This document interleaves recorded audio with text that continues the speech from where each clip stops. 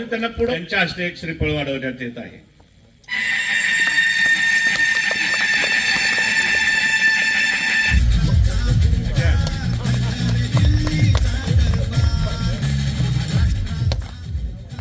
शंभू इकडे पाठीमाग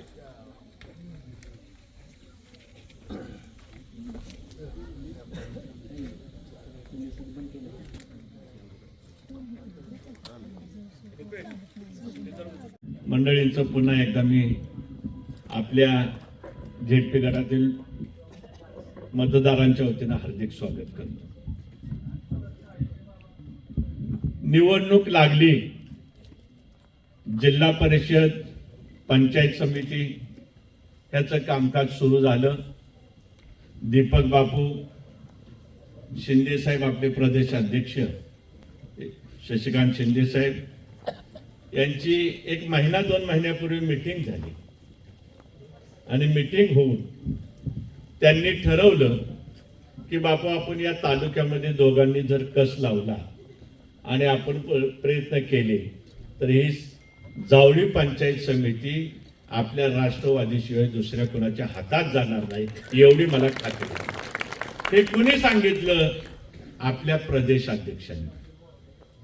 आणि हे सगळं झाल्यानंतर प्रदेशाध्यक्षांनी सांगितलं की बापू कुडाळ जिल्हा परिषद मतदारसंघामध्ये अनेक वर्ष तुम्ही नेतृत्व करताय, काम करत आहात, तर कुडाळ जिल्हा परिषद मतदारसंघाची जबाबदारी तुम्ही घ्या आणि मसवे जिल्हा परिषद मतदारसंघाची जबाबदारी मी घेतो आणि त्याचबरोबर कुसुंबी गटाची जी काय असेल ती गोष्ट आपण सर्वांच्या संमतीने त्या ठिकाणी शिवसेनेला करू.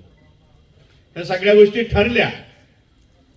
त्याप्रमाणे आपल्या पक्षाकडे सर्व इच्छुक मंडळी आली. सर्वांनी अपेक्षा व्यक्त केल्या, सगळ्यांनी इच्छा व्यक्त केल्या की आम्हाला या ठिकाणी उभं राहायचं. बापूंनी 3-4 ठिकाणच्या गोष्टी विचारल्या आणि सांगितलं. जिल्हा परिषद मतदारसंघामध्ये संजू काका इथं बसलेले आहेत. काका मी तुमच्यासाठी सांगतो, परंपरेने अनेक काळ आमच्या कुटुंबाबरोबर असलेले कुडाळचे संजू काका, प्रकाश निंबाळकर, दादा रासकर, दत्ता रासकर ही मंडळी आमच्या बरोबर कायम आहे. आणि या मंडळींनी ठरवून सांगितलं की आपल्या जिल्हा परिषदेला दादासाहेब रासकरांची असेल किंवा दत्ता रासकरांची मंडळी असेल ती आपण उभी करू आणि आपली कुडाळ मतदारसंघातून सीट देऊ. हे मी थोडक्यात तुम्हाला सांगतो, सगळ्यांना माहिती असलं पाहिजे. आणि आपली सीट या ठिकाणून देऊ. फिक्स झालं. दादासाहेबांनी त्यांच्या घरगुती अडचणी आणि दत्ता सरांची काय अडचण या सगळ्या याच्यामुळं थोडासा हा विषय थांबला. आणि त्याच्यानंतर संजू काकांनी सांगितलं की काहीही झालं तरी आपल्याला या ठिकाणी आपल्याला सीट द्यावी लागणार आहे आणि ती सीट अशी द्या की जी आपल्या कुडाळ जिल्हा परिषद गटामधली जी मंडळी आहेत ती मंडळी एकमुखी त्या व्यक्तीच्या पाठीशी राहतील. मग त्यावेळी बापूंनी विचारलं की संजू काका कोणता उमेदवार पाहिजे, कसला पाहिजे?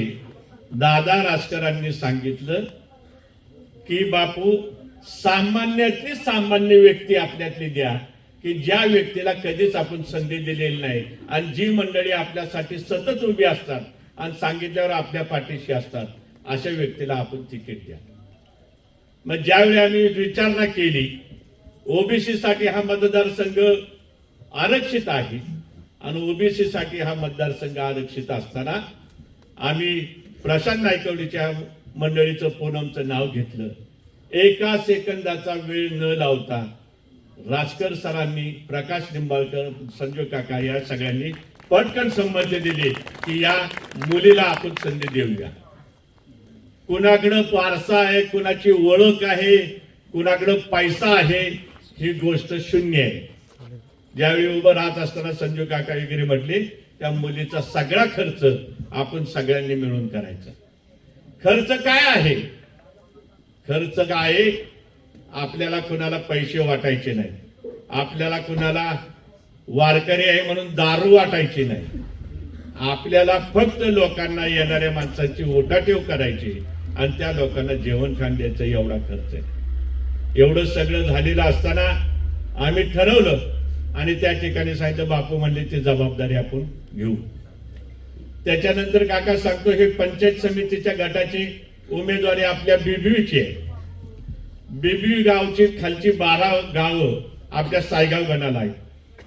त्या सायगाव गणामध्ये असलेली ही बिबीची 12 गावं, जे आपल्या विरोधी पक्षाचे नेते आहेत, नामदार साहेब आहेत, त्यांनी 12 गावचे लोक त्यांच्याकडे भेटायला गेले आणि त्यांनी सांगितलं की सुधीर पवारांची मंडळी उभी राहणार आहे, त्यामुळे आम्ही 12 गावांना उमेदवारी देणार नाही। आता माझ्या मंडळीची जबाबदारी नामदार साहेबांनी घेतली, त्या उभ्या राहणार आहेत, हे त्यांना कशावर ठाऊक। आम्ही गप बसलो। घरी भाऊंनी सांगितलं, म्हणजे दीपक तुम्ही उभा राहता, तुमची मंडळी उभी राहतात, तुमच्यासाठी सगळी येतात, आणि ज्यावेळी महिला ओपन आरक्षण पडतं त्यावेळी सुद्धा तुम्ही तुमच्या घरातल्या मुलीचा आणि सुनांचा विचार करणार आहे का? आम्ही गप्प बसलो आणि भाऊंनी सांगितलं, तुमच्या आमच्यातली सामान्य व्यक्ती, त्याच्यासाठी तुम्ही उमेदवारी द्या आणि जशा तुमच्या बायकांनी तुम्ही फिरता त्यासाठी त्या व्यक्ती बरोबर फिरा, एवढंच काम करा। म्हणून आपल्या घरामध्ये उमेदवारी घेतलेली नाही। कशासाठी पाहिजे? महिला आरक्षण म्हणून बापूची मंडळी, ओपन पुरुष म्हणून बापू, ही काही समीकरण आहे का? हे समीकरण एकदम पूर्णपणे बाजूला आहे। म्हणून कुणाला दिली उमेदवारी? आज हे प्राची देशमुख जे आहे, विजयचे आमच्या मंडळी, तिच्या आजी सासरे कृष्णत देशमुख, कृष्णत गेनू म्हणजे बाबू, बाबूचे वडील गेनू देशमुख, हे भाऊंच्या बरोबर काम करत होते। गेनू देशमुखानंतर कृष्णत देशमुख त्यांचा मुलगा, तो भाऊंच्या बरोबर आणि बापू बरोबर काम करतोय, आणि त्याच्यानंतर त्याचा मुलगा विजय कृष्णत देशमुख हा बापूंच्या बरोबर काम करतोय। 3 पिढ्या जर का भाऊंच्या कुटुंबाबरोबर प्रामाणिकपणे, बंडखोरी असो, पक्ष असो, त्याच्याबरोबर काम करणाऱ्या एका सामान्य व्यक्तीला आपण उमेदवारी दिली तर चुकलं काय? 3 पिढ्या हे बेबीचं घर आमच्या बरोबर आहे, आणि या 3 पिढ्या बरोबर असणाऱ्यांनी कधीही डगमगलेली नाही। काका, तुमच्याकडे येण्याचं त्यांचं धाडस नाही। ह्या 2 मंडळींना, हे आपल्या गरीब कुटुंबातले सामान्य आहेत, स्वाभिमानी आहेत, यांच्याकडे परस्पर अप्रत्यक्षपणे ही मंडळी चालायला लागलेली आहेत आणि चाचपणे करतात, तुमची किंमत बोला। सामान्य माणसाच्या किमती करायला लागलेले, आणि विरोधी पक्षाचे उमेदवार आणि त्यांचे नेते असं सांगतायत, 10-20 रुपये ह्यांना देऊन आपण ह्यांचे अर्ज काढून घेऊ। मुंबई महापालिकेत चाललेलं लोन आपल्या जावळीत आले, आणि जावळीतला एखादा माणूस सांगतोय की काय नाही, ह्यांची किंमत, ह्यांना थोडक्या पैशात आपण विकत घेऊ। प्रयत्न चाललेत, येऊन बसतायत, बाजूला बोलतायत, त्यांच्याकडे पण घरी गेले आणि त्यांना सांगितलं, कशाला निवडणुकीच्या भानगडीत पडताय, तुम्ही काय असेल ते घ्या आणि बाजूला व्हा। कुठली पद्धत आहे? आज नामदार साहेबांना या तालुक्यामध्ये निवडणूक लढवताना, भले तुम्ही आता मंत्री असाल, पण तुम्हाला असं समजायचंय का बिन निवडणूक लढवता तुमचे उमेदवार निवडून द्यायचे? इथं जमलेली ही 400-500 माणसं, यांचा काही स्वाभिमान आहे की नाही? या सगळ्यांच्या बाजूमध्ये त्यांनी आज तो कार्यक्रम आखलेला आहे। काका, तुमच्या बाबतीमध्ये एक गोष्ट सांगतो, 100% तुम्ही आता बरोबर आहात आमच्या। याच्यापूर्वी ही सगळे निशान नवलेला आम्ही पंचायत समितीसाठी घेतलेलं, गणपत शिंदेचा मुलगा तोही पंचायत समितीसाठी सोनगावचा तयार झालेला। पण ज्यावेळी शिंदे साहेबांची बापूंची काँग्रेस कमिटीमध्ये बैठक झाली, आणि ती बैठक झाल्यानंतर बापूंना म्हणले की राजू काकाच्या बद्दल तुमचं मत काय? बापूंनी सांगितलं, एका गावामध्ये 2 उमेदवार होत आहेत, काय करायचं? मग त्याच्यावरती शिंदे साहेब म्हटले की बापू तुम्ही तो निर्णय घ्या, आणि बापूंनी रासकर सर, दादा रासकर, प्रकाश निंबाळकर आणि विशेष करून संजू काका तुमच्या समोर सांगतोय, त्या संजू काकाने आग्रह धरला आणि सांगितलं की कुडाळमध्ये आपल्याला पंचायत समितीची उमेदवारी द्यायची असेल तर राजू काकांना द्या आणि हे आमच्यासाठी द्या म्हणून आवर्जून ठरवलं. त्या सर्वांनी मिळून सांगितलं. म्हणजे काही जणांनी असं वाटू नये बाबा बापूच्या गटाने केलं ना आमचं काम करायचं काय नाही, असली कोणतीही परिस्थिती या ठिकाणी नाही. सगळे स्वयंस्फूर्तीने सोनगावची मंडळी आलेत, सरताळचे आलेले, भिवडीचे आलेले, मरडमोऱ्याचे सगळी मंडळी आलेली, स्वेच्छेने आलेली. आणि अशा परिस्थितीमध्ये ही जर का मंडळी आपल्या उमेदवारांची मुस्कटदाबी करत असतील आणि त्यांचं काहीतरी डोक्यामध्ये एक शिस्त आहे की ह्या मंडळींना काहीतरी आमिष दाखवून त्यांचे अर्ज काढून घ्यायचे. एकच सांगतो, मी जास्त बोलत नाही. दीपक बापूंना तुम्ही बघताय, भाऊंना बघताय, कधीही सांगा कुठलीही निवडणूक लागू द्या, कोणाच्या निवडणुकीला 2 रुपये सुद्धा मागितले नाही.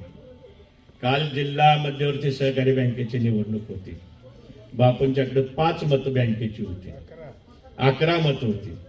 शरद पवार साहेबांनी बापूंना बोलून घेतलं पुण्यामध्ये आणि सांगितलं दीपक शशिकांतसाठी तू अर्ज काढून घे आणि मतदान त्यांना कर. शिंदे साहेबांनी बापूंना आणलं. माझ्या बँकेमध्ये शिंदे साहेब बसले होते साताऱ्यात, मयूर शिंदे तिथं होते आणि त्या ठिकाणी चौकशी करा विचारा. शिंदे साहेबांना बापूंनी सांगितलं शिंदे साहेब ही माणसं बरोबर घ्या किंवा काही करा. त्यातला एक आमचा बेबीचा पट्टा गेला पळून. काय बाबू, तो पट्टा पळून गेला त्यामुळे साहेबांची सीट पडली. ती मंडळी शिंदे साहेबांच्या हाती दिली आणि बापूंनी सांगितले साहेब हे तुमच्या बरोबर. विचारा अजून जाऊन शिंदे साहेबांना दीपक बाबूने 1 रुपया घेतलाय का नाही. 1ही रुपया कोणाचा आपण घेतलेला नाही.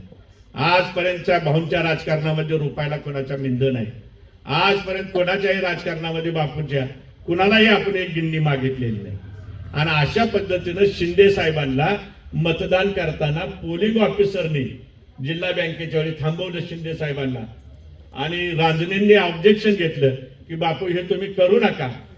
बापू म्हणले थांब, म्हणले रांजणेला थोडंसं थांब. म्हणले का बापू, ही उभी राहिलेली माझ्या बरोबर आहे, ही मतं तुला देणार आहेत का. म्हणले नाही. मग नीट आहे. बापूंनी सगळ्यांची मतावर शिक्का मारले आणि शिंदे साहेबाला मतं दाखवली, मग मतपेटीत टाकलेली.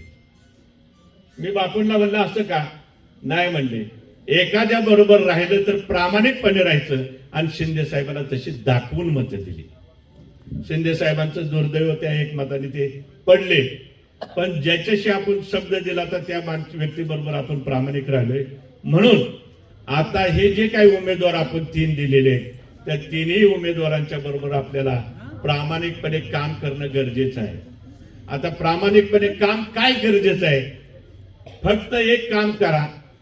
ही येणारी टोळी जी आहे ही फक्त पैशाच्या जोरावरती आहे. सगळ्या समाजामध्ये या मंडळींचं उच्चाटन झालेलं आहे. कुठल्याही व्यक्तीला दिलेल्या उमेदवाराबद्दल जिल्हा परिषदेच्या मत नाही. काय झालंय, देणारा देतोय म्हणून ह्याने किती घ्यायचं. अरे आरक्षण पडले ह्योच, आरक्षण दुसरं पडलं ह्योच, मंडळी झाली की ह्यो झाला की त्याची मंडळी. अरे सभापती पद झाले ओपनला तरी ह्याची मंडळी.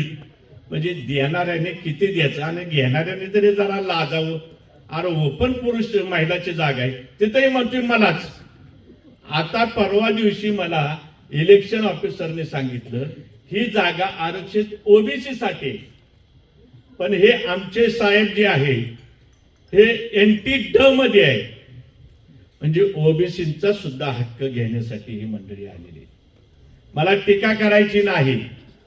मला कोणाच्या मतदार आणि उमेदवारांच्या बद्दल माझी तुम्हाला सगळ्यांना विनंती आहे, कुणाही बद्दल गैर बोलू नका आणि सगळ्यांचा मान राखा.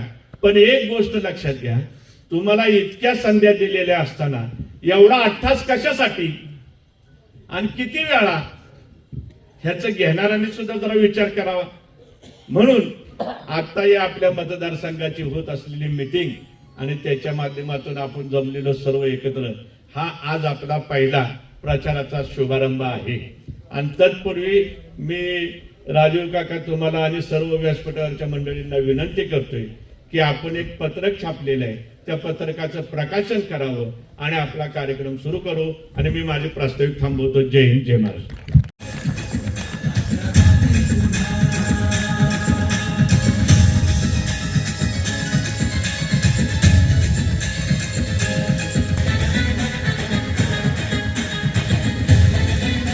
धन्यवाद.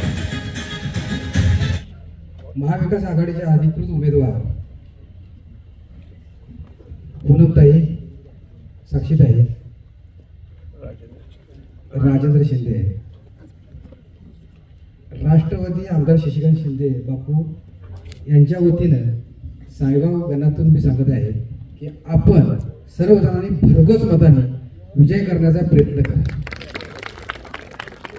आमदार शशिकांत शिंदे साहेब आणि बापू एकच इथे. काही लोकांना असं वाटतंय बापू वेगळे आणि आमदार शशिकांत शिंदे वेगळे. असं काही नाही. काहींनी गैरसमज केलेले आहेत. ते गैरसमज आपापल्या मनातून काढून टाका आणि पक्षाच्या उमेदवाराला भरघोस मताने निवडून देण्याचा प्रयत्न करा. पुढच्या व्यक्तींची मी नावं घेत नाही, ती बी आपलीच आहेत.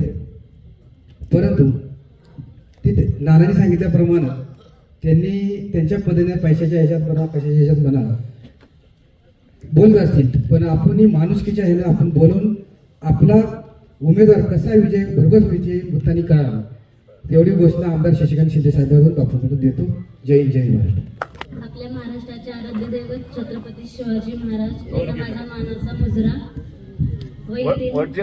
स्टेजवर उपस्थित असलेल्या सर्व मान्यवरांना माझा नमस्कार.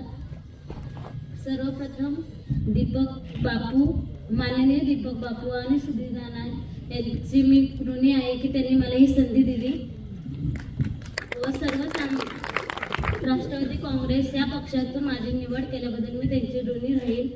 व आपल्या सर्वसामान्य लोकांसाठी मी आपल्या भागाचा विकास करण्यासाठी सदैव तत्पर राहील. व रात्रीचा दिवस आणि दिवसाचा रात्र करून तुमच्या सर्व अडचणी दूर करण्याचा मी प्रयत्न करीन. तुम्ही मला भरघोस मतांनी निवडून आणा आणि तुतारी यावर हे करा, मतदान करा. मी पूनम प्रशांत नाईकपुडे. मी कुडाळ गटातून राष्ट्रवादी काँग्रेस पक्षातून उभी आहे. मला तुम्ही मी शिक्षित असून मला तुम्ही काम करण्याची संधी द्यावी ही माझी विनंती. आणि मला दीपक बापू आणि सुधीर नाना यांनी उमेदवारी दिल्याबद्दल मी त्यांचे आभार मानते. मी राजेंद्र रामचंद्र शिंदे, कुडाळ पंचायत समिती स्वयंनिधी गणातून निवडणुकीसाठी उभा आहे. आता आपले ज्येष्ठ सुधीर भाऊ यांनी बरंच विश्लेषण केलेलं आहे. ह्या इलेक्शन निवडणुकीच्या निमित्तानं आपल्याला सामोरे येण्याचा प्रसंग आला. आता ह्या वयात काही मंडळी म्हणतील की बाबा रे तुझं आता 67-68 वय झालंय, तू रिटायर झालाय, मग आता या सगळ्यामधून रिटायरमेंट का घेत नाही आणि का उभा राहिला हा प्रश्न साहजिकच तुमच्या सर्वांच्या मनामध्ये निर्माण होईल. ह्या अगोदर सुद्धा सार्वजनिक क्षेत्रामध्ये निवडणुकीसाठी उभा राहण्याचा प्रसंग आला. आज प्रतापगड सहकारी साखर कारखान्यावर मी संचालक म्हणून काम करतोय. कुडाळ विकास सोसायटीच्या माध्यमातून गेली 20 वर्ष कुडाळ विकास सोसायटी ही संस्था मी सर्वांच्या सहकार्यानं उत्तमरित्या चालवलेली आहे. कुडाळ विकास सोसायटीची गणना जिल्ह्यामधील संपूर्ण जिल्ह्यामधील मोजक्या ज्या मोठ्या संस्था आहेत यामध्ये केली जाते. त्या माध्यमातून मी लोकांना सामोरे गेलो त्यानंतर माननीय आपले सर्वांचे आदरणीय नेते शशिकांतजी शिंदेसाहेब यांच्या माध्यमातून बाजार समितीचे संचालक म्हणून मी पहिल्यांदा 5 वर्ष काम केलं. त्यानंतरच्या काळात दुसऱ्या टर्मला शिंदे साहेबांनी बाजार समितीचे सभापती म्हणून मला काम करण्याची 7 वर्ष संधी दिली. त्याही संधीचं मी माझ्या परीनं सोनं करण्याचा प्रयत्न केला, सर्वसामान्य लोकांच्या उपयोगी पडण्याचा प्रयत्न केला. हे तुम्ही मला सहकार्यानं करा की तुमचे दोन्ही उमेदवार तुमच्याबरोबर आमच्याबरोबर आम्ही घेऊन जाऊ आणि येणाऱ्या निवडणुकीमध्ये भरघोस मताने आम्ही तिन्ही उमेदवार विजयी होऊ आपल्या सर्वांच्या कृपेने. ही तुम्ही सर्वांनी खात्री बाळगा. पुढचं उर्वरित जे आहे ते परमेश्वराच्या स्वाधीन करा आणि ह्या सगळ्या प्रयत्नामध्ये आपण सर्वजण राहू आणि पुढील येणाऱ्या काळातील अडीअडचणींना त्यातून मार्ग काढत जाऊ. एवढंच या निमित्तानं मी सांगतो. बोलण्यासारखं भरपूर आहे परंतु आता थंडी आज वाढलेली आहे. आता ही थंडी कोणाला थंडी वाढण्यासाठी मला माहीत नाही, पण थंडी वाढलेली आहे. त्यामुळे ज्येष्ठ मंडळी समोर बसलेला आहात. मला जास्त काही वेळ ताटकळवायचं नाही. एवढंच मी बोलतो या निमित्तानं आणि मी थांबतो. जय हिंद, जय महाराष्ट्र. आणि पंचायत समिती निवडणूक 2026 या निमित्तानं 37 मोठ्यानं बोलतो भाऊ. या 37 कुडाळ गट आणि 73 कुडाळ गण, 74 सायगाव गण या गट आणि गणातील उमेदवारांचा आपल्या महाविकास आघाडीतील तिन्ही उमेदवार यांच्या प्रचाराचा श्रीफळ वाढवण्याचा कार्यक्रम या ठिकाणी आपण आपल्या सर्वांच्या साक्षीनं संपन्न केलेला आहे. या निमित्तानं आपणा सर्वांचं आराध्य दैवत माननीय भाऊ येते या ठिकाणी उपस्थित. त्याचबरोबर बापू, नाना आहेत, संजू काका आहेत. सगळ्यांची नावं घेत बसत नाही, वेळ घालवत नाही. सर्व चेहरे परिचयाचे आहेत. विशेषतः या ठिकाणी उपस्थित असतात विविध गावांचे सरपंच आहेत, चेअरमन आहेत, त्याचबरोबर माता भगिनी आहेत, मित्र हो. अध्यक्ष या नात्यानं आपणा सर्वांचं स्वागत करणं हे माझं आद्य कर्तव्य समजून आपणा सर्वांचं स्वागत करतो. आणि या निमित्तानं खूप बोलायचं आहे आपल्याला इलेक्शनच्या संदर्भात, परंतु या निमित्तानं बापूंच्या नेतृत्वाखाली शिंदे साहेबांच्या आणि दोघांच्या सहकार्यानं आपण या ठिकाणी निवडणुकीला सामोरे जात आहोत. असं एकही गाव नसेल कुडाळ गटातलं की ज्या ठिकाणी बापूंनी विकास कार्य केलेलं नाही. आणि असं एकही कुटुंब नसेल त्या कुटुंबाला बापूंचं सहकार्य मदत लाभलेली नाही. मुद्दाम म्हणून मी सांगतोय. आणि का सांगायचंय, गेले 3 टर्म बापू या ठिकाणी आपले नेतृत्व करतायत. मित्रहो, ज्या वेळेला प्रसंग येतात मग ते सुखदुःखाचे असतात.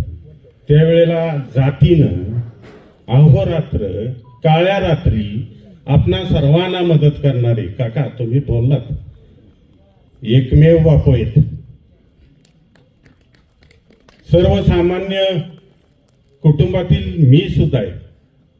आपण सर्वजण आहे आणि आपण कधीही बापूंना हक्कानं सांगू शकतो.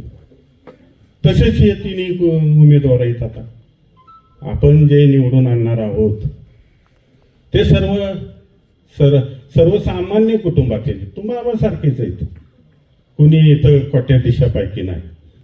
समोरचे किती कोट्याधीश आहेत, कसे आहेत ते सगळ्या जनतेला माहिती आहेत. कुठनं पैसे आणतात त्यांनाच माहिती.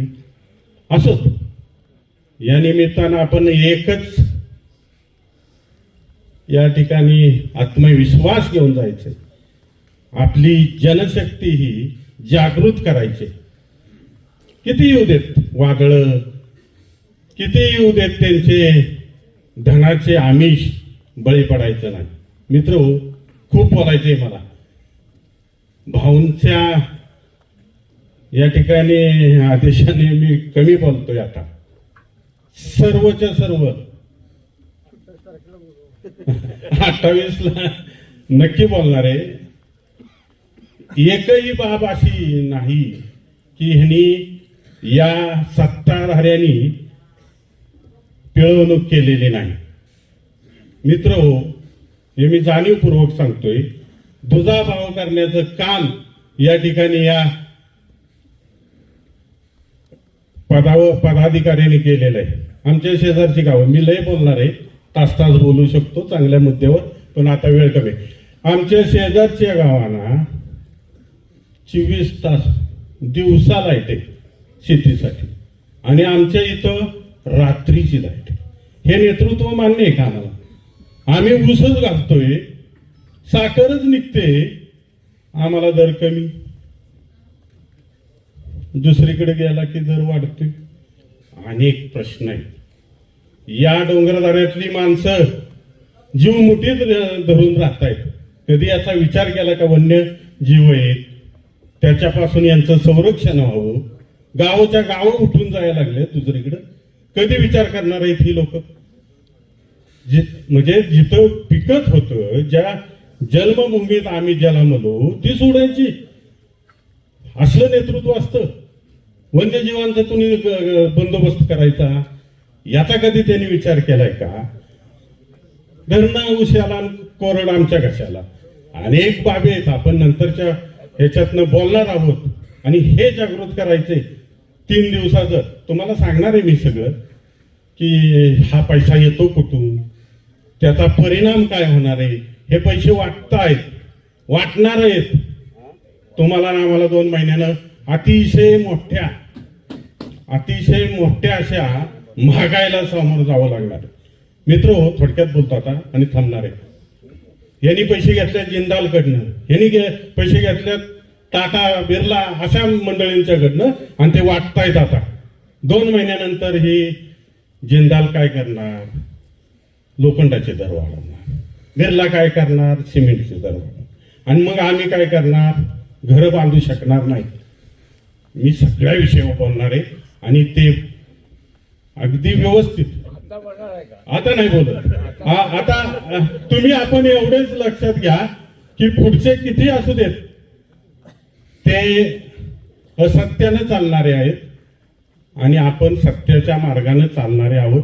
आपण या ठिकाणी आत्मविश्वासानं सामोरं जाणार आहोत.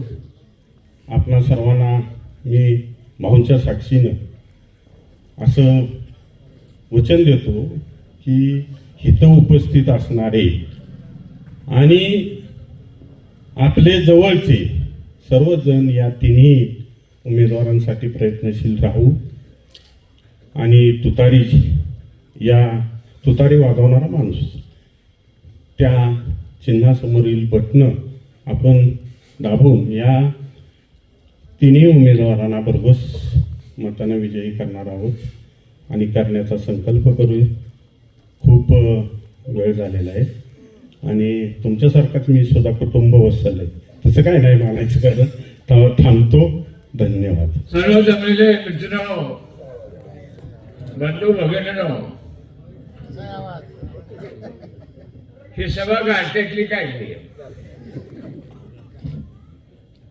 आता ही बसलेली माणसं पहिली जेवायकडे बघते ती. या मालकानं जेवाय केलेले आजोगट जेवाय वाढायला, नंतर आम्हाला सुरू द्या. तुमचं सगळं चुकलं, आजोगट जेवाय वाढायचं आणि नंतर सभा घ्यायची. हे चुकलं.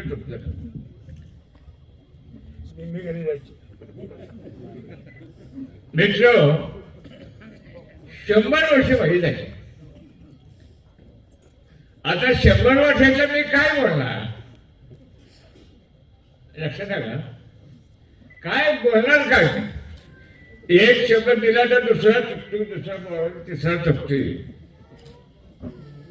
तर मी अलीकडे कोणाचं कधी केलेलं आहे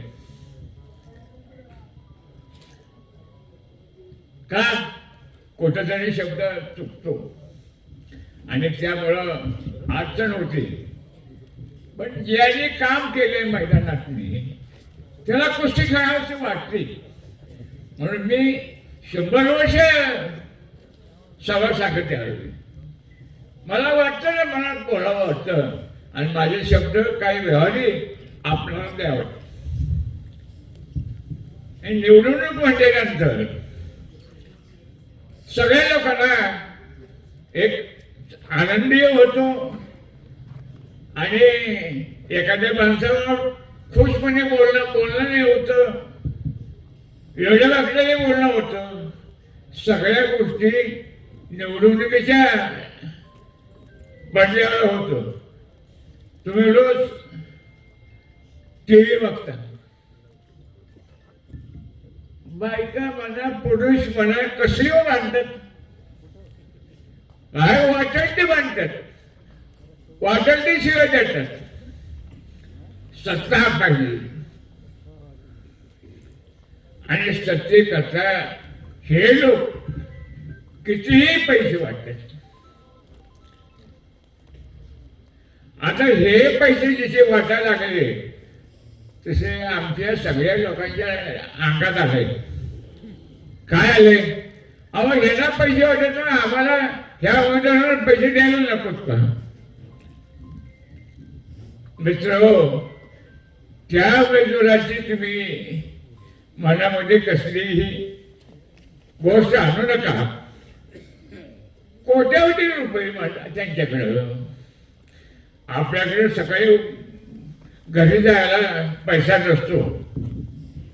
आपण आपल्या पद्धतीनेच निवडणूक लढवली पाहिजे.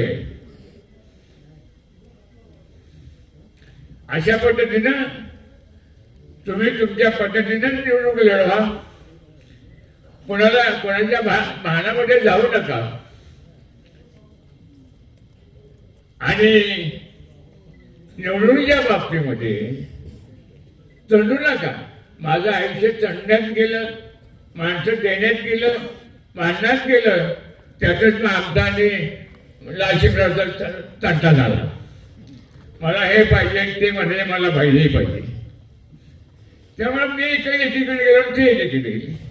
आम्ही 6 वर्ष काम करतो. म्हणून चढू नका तुम्ही. मला सभापती पद पाहिजे, मला आमका पाहिजे.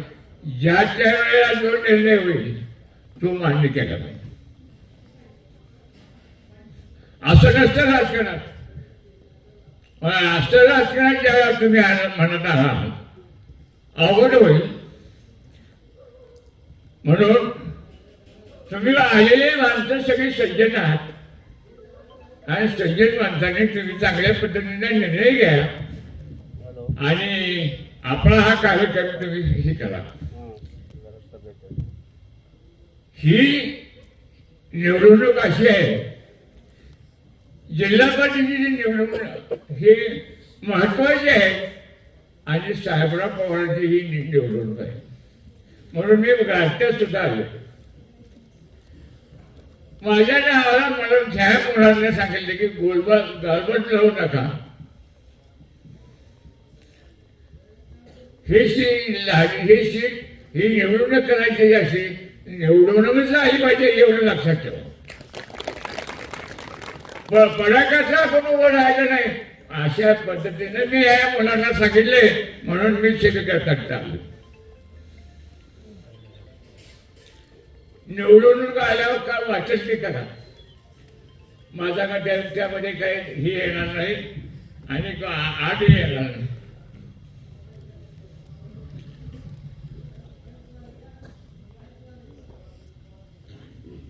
कोणता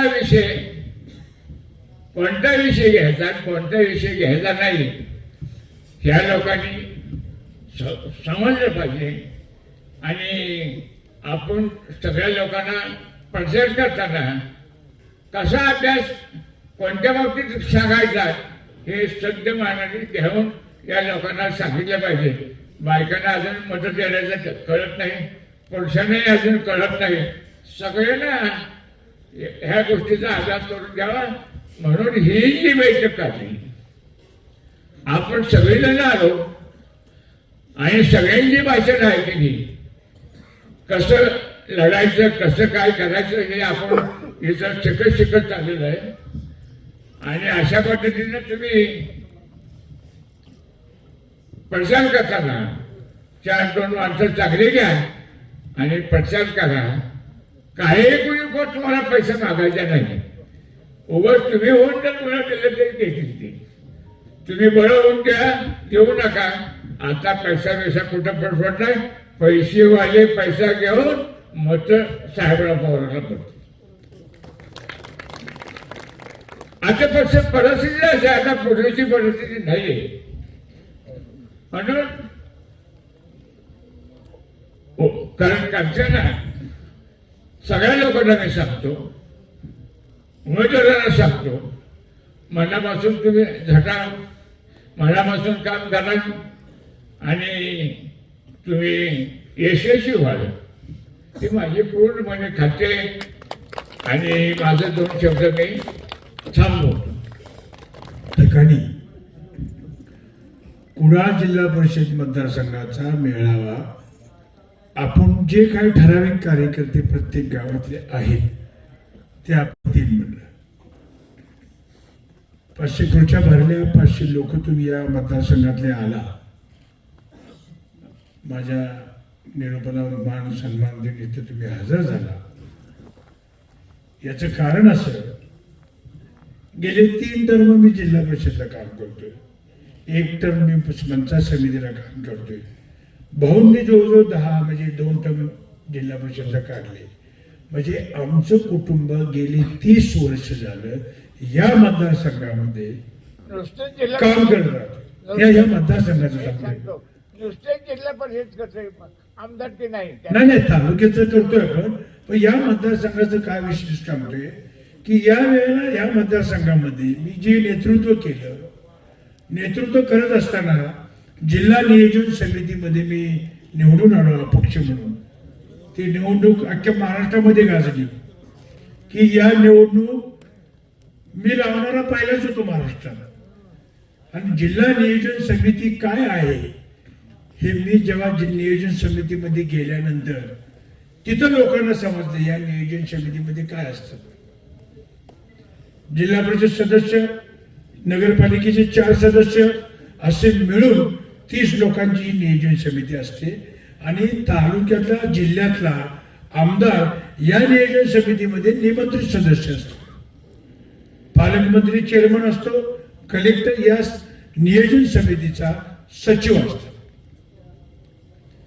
650 कोटी प्रत्येक वर्षाला या नियोजन समितीमधनं वाटप केलं जातं. आणि त्या नियोजन समितीवर मी निवडून आलो, त्याचा अभ्यास केला आणि 8च्या 8 आमदारांना मी तिथं अपोजिट मध्ये गेलो. 8च्या 8 आमदार माझ्या अंगावर धावून आले. तेव्हा विलास काका म्हणले, अरे ती पोरग काय म्हणते त्याचा ऐका तरी. नागपूर हायकोर्टाचा मी निकाल आणला होता. तो शशिकांत शिंदे त्यावेळी पालकमंत्री होते आणि रामास्वामी कलेक्टर होते. त्यावेळेला मी तो निकाल घेतला.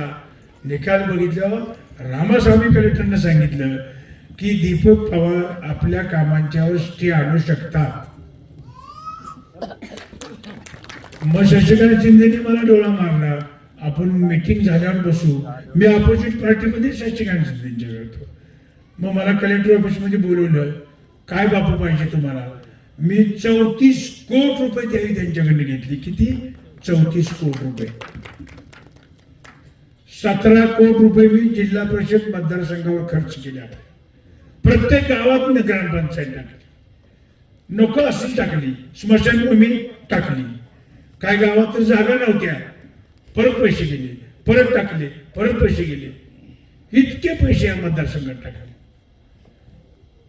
आपलं घर पहिलं चांगलं करावं हा दृष्टिकोन डोक्यात ठेवला आणि या जिल्हा परिषद मतदारसंघामध्ये पुन्हा निवडून आलो. सातत्यानं 3 वेळा तुम्ही मला निवडून दिलं. विशेष म्हणजे आज डोंगरावरची लोक आली कुंभारगणी बघा हे मरण आले. मी गेलो, आमंत्रण दिलं, गाडी करून आलो. त्या डोंगरावर सुद्धा पैसे मी टाकले, त्या लोकांना माहिती. मरणपूरचा पाटील आहे मला आले आता. पाटील म्हणले माझ्या गावात एकच सीट ओपनची. मग निशांत नवलेचं नाव फायनल केलं. निशांत नवलेला आपण इथं उभं करायचं ठरलं. ओबीसी महिला होती, कुडाळ जिल्हा परिषद म्हणजे कुडाळ गावातच ती महिला द्यायची असं फायनल केलं. दादा लास्करच्या मंडळीचं नाव केलं. दादा लास्करची मंडळी म्हणली मला नाही जमणार, अवघड झालेलं आहे. दत्ता लास्करच्या मंडळी घेतल्या. ह्या सगळ्यांच्या मी मंडळींचं घेतलं. तेव्हा म्हणले आम्हाला ह्यावेळेला जमणार नाही. थोडी त्यांची वय बी झाली, त्या काळात त्या उभ्या होत्या. आता त्यांचं वय झालं. वय झाल्यानंतर नानानं म्हणलं जरा तरुण म्हणलं आपण काढू कार्यकर्ते. नायकवाडी होता, नायकवाडीला विचारलं म्हणलं मला चक्कर येईल बापू. अहो मला डायरेक्ट चढवी. म्हणलं काय हरकत आहे तुला, तुझी मंडळी शिकलेली आहे, आता परत शिकण चालू आहे, मग आपण का नको म्हणतोय. पण माळी समाजाची उमेदवार द्यायची होती हे डोक्यात माझ्या निश्चित होतं. 5,500 मतदान या कुडाळ गावचं आहे. मग या कुडाळ गावातच सीट आपण द्यायची हा निश्चय करून मी नायकवाडीची सीट केली. माझ्या मतदारसंघात इथं विचारलं, सगळ्या कार्यकर्त्यांना विचारलं. कार्यकर्ते म्हणले बापू आमची मंडळी आम्ही नाही करणार, इच्छुक नाहीये. खालच्या गावात गेलो, खालची गावं सगळी एकत्र झाली. ह्या खालच्या गावातलं विशेष सांगतो, एकही गावात तर हजर नाही. प्रत्येक गावातली गाडी आली बघा. आता 11च्या 11 गावात, काय काय गावात तर 2-2 गाड्या आल्या. का आल्या तर खालच्या गावातल्या लोकांना बापूंनी संधी दिली म्हणून प्रत्येक गावातली गाडी आता भरून आलेली. त्यांनी सांगितलं आम्हाला बापू तुम्ही आम्हाला संधी दिली, आमची 11 गावं एकसंघ राहतील. 7,360 मतदान तुमच्या 11 गावचं आहे आणि आमच्या भागातलं 2,500 फक्त तुमच्यापेक्षा जास्त मतदान आहे. 11,000 मतदान आहे आमचं. पण म्हणणं खाली आपण संधी देऊ चला. मग जे आपले एकनिष्ठ कार्यकर्ते होते सगळे बसले. बाबू देशमुख म्हणला माझ्या सुनेला उभं करा बापू मी तयार आहे.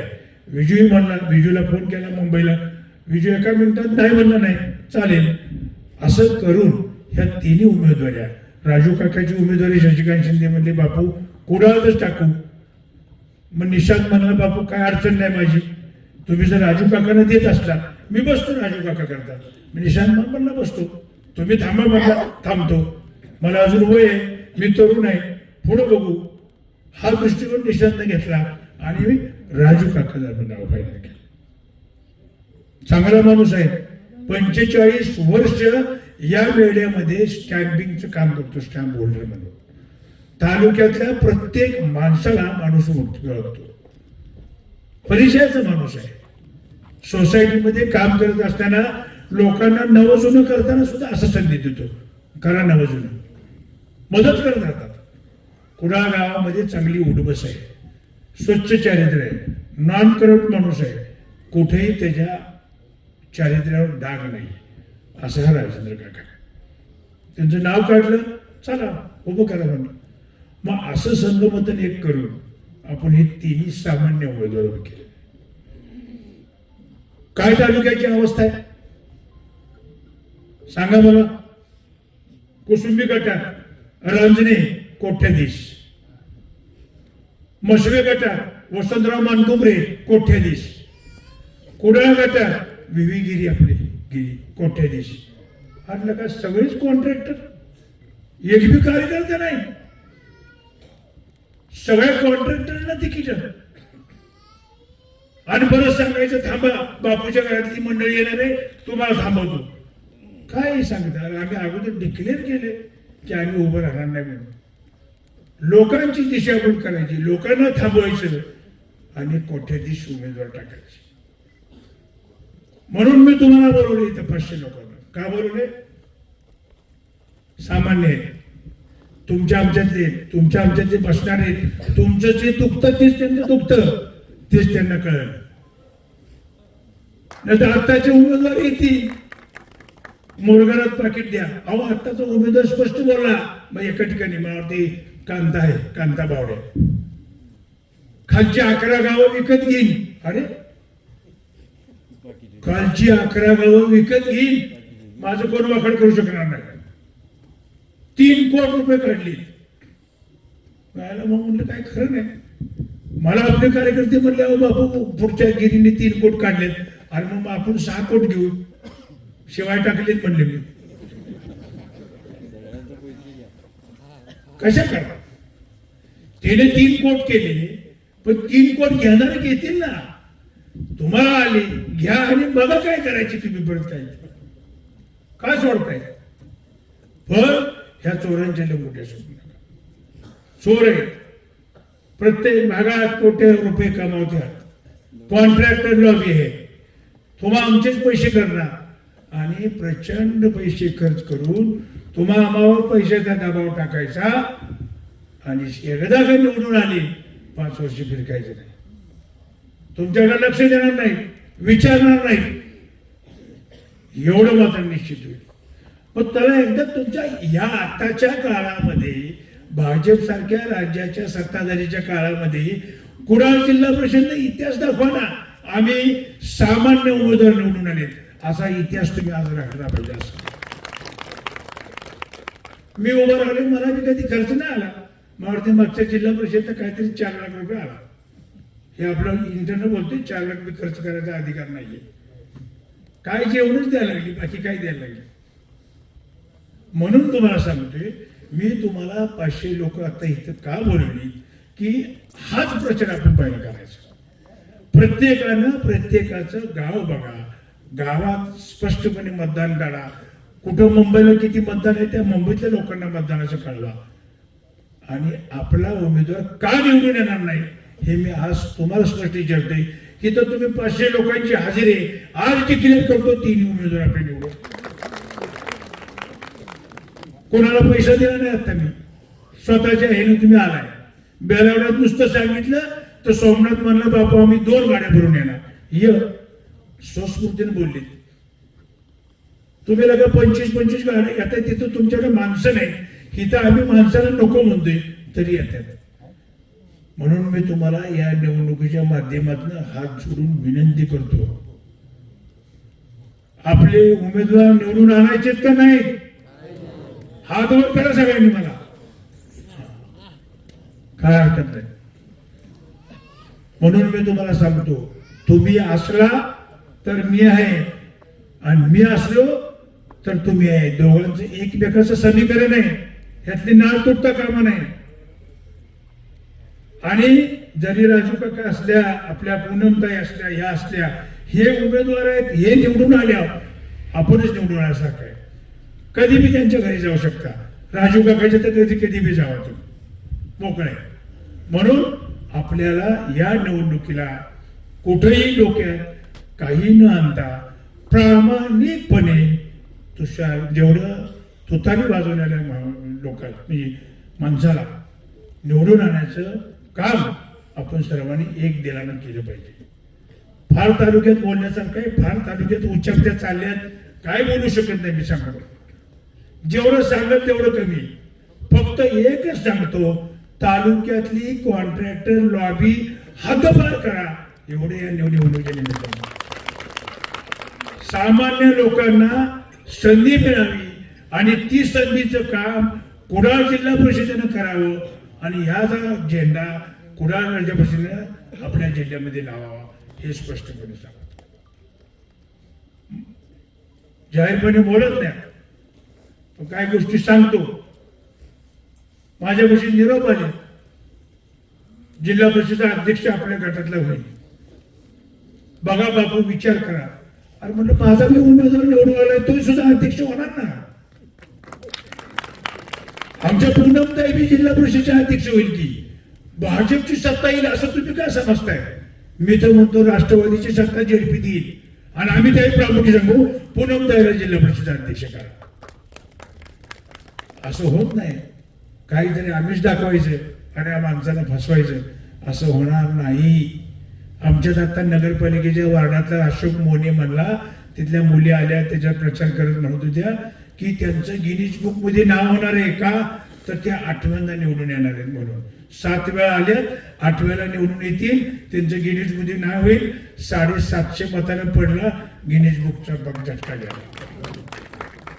काहीतरी लोकांना दिशाभूल करायची, फसवायचं, गिनीज बुक मध्ये नाव येईल. अरे तू गिनीज बुक मध्ये नाव येण्यापेक्षा घरात बसून झोप की पास की, आता किती पाहिजे तुला. या असल्या सत्तेची हाव माणसांना जास्त आहे. आणि आपल्याला हे समीकरण, घराणेशाहीचं समीकरण, सामान्य माणसाचं समीकरण, ह्या सगळ्या ज्या समीकरण आहेत ते कुडाळ जिल्हा परिषद मतदारसंघामध्ये साध्य करायच्यात. तुम्ही हात जोडून तुमच्या कार्यकर्त्यांना विनंती आहे, मी प्रत्येक गावात मी मतदान मागायला येणार आहे आणि घर टू घर फिरणार आहे. तर या निवडणुकीला कुडाळ जिल्हा परिषद गटाचा जो झेंडा आहे हा आपला फडकला पाहिजे, तुतारी आपली आली पाहिजे. एवढंच या निमित्त सांगतो. जय हिंद, जय महाराष्ट्र.